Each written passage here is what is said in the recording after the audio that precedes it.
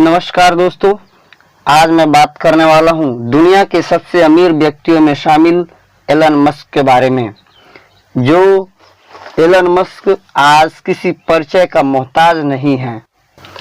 Elon Musk का जन्म जो है सन 28 जून 1971 ईस्वी को प्रिटोरिया के दक्षिण अफ्रीका में हुआ।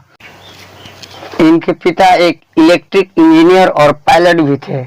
इनकी माता का नाम मई मस्क है, जो पेशे से एक आहार विशेषज्ञ थी। इनकी शुरुआती पढ़ाई दक्षिण अफ्रीका में ही हुआ। शिक्षा में ये बचपन से ही बहुत तेज तर्रार विद्यार्थी रहे हैं और इनकी एकाग्रता, सोच, सही कठिन परिश्रम और अपने दृढ़ निश्चय पर अडिग रहना एलन मस्क का व्यक्तित्व के विकास में सहयोग है। एलन मस्क बचपन से ही कंप्यूटर में काफी रुचि रखने वाले व्यक्ति थे। उन्होंने किताबों की मदद से एक गेम बनाया और उस गेम का नाम रखा ब्लास्ट। इस गेम को उन्होंने मात्र $500 यूएस डॉलर में एक अमेरिकी कंपनी को बेच दिया। बाद में एलन मस्क अपनी पूरी पढ़ाई कनाडा में जाकर पूरी की और वही की नागरिकता भी हासिल कर लिया।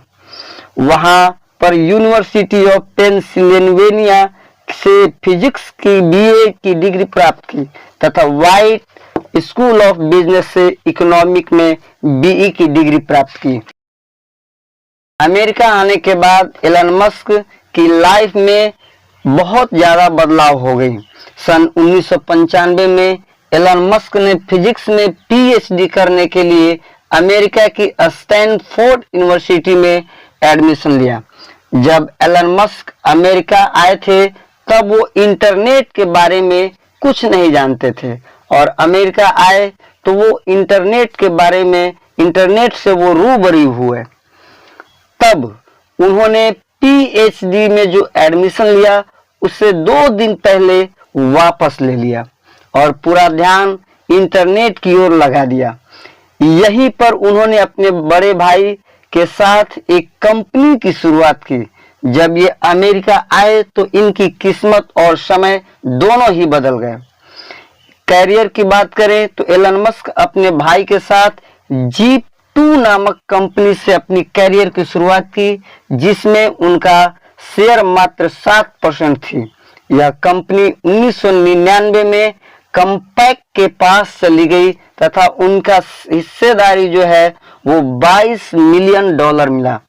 मिले हुए पैसों से उन्होंने एक दूसरी कंपनी X.com की शुरुआत की और उसी समय कॉन्फिनिटी नामक ये कंपनी का भी यही काम था, यानी पैसों का ट्रांजैक्शन करना।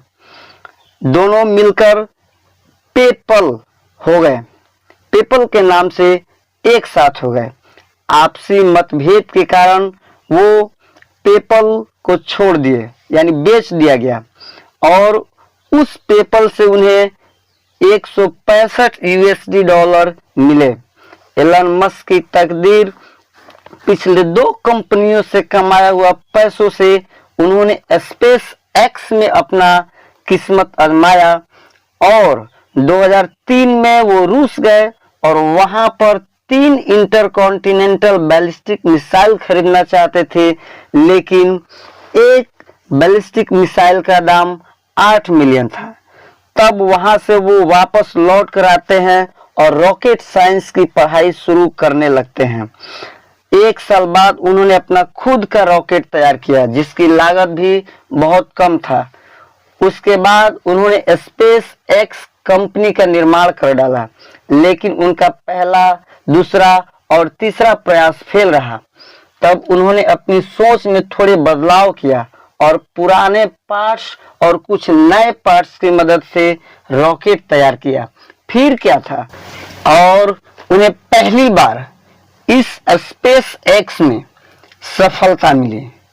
इसमें लागत भी कम और उसे स्पेस तक पहुंचाया भी।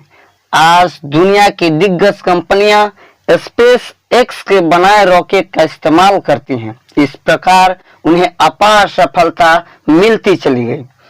इनकी अन्य कंपनियों में टेस्ला है, जो एक इलेक्ट्रिक वाहन बनाने वाली कंपनी है। इस कंपनी में एलन मस्क 2004 में आए थे। तब इस वाहन को बनाने में अधिक लागत आती थी और यह मार्केट में बिक नहीं पाती थी। तब उन्होंने इसमें बहुत सारे सुधार किए और उसके प्राइस कम किए और यह वाहन जो है धड़ल्ले से बिकने लगी। इसके साथ साथ सोलर सिटी नाम से जो पहले कंपनी थी उन्हें टेस्ला में मिला दिया।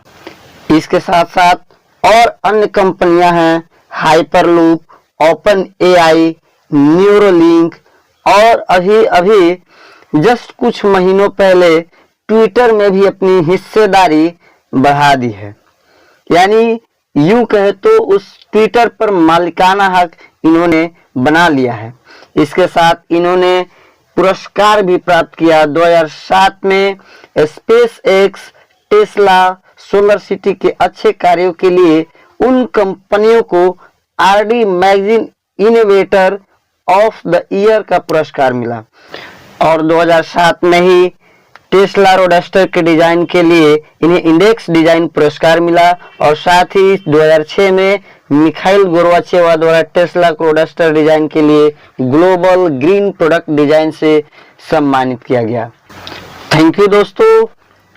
चैनल को सब्सक्राइब करें, शेयर करें, लाइक करें और कमेंट्स करना न भूलें। Thank you.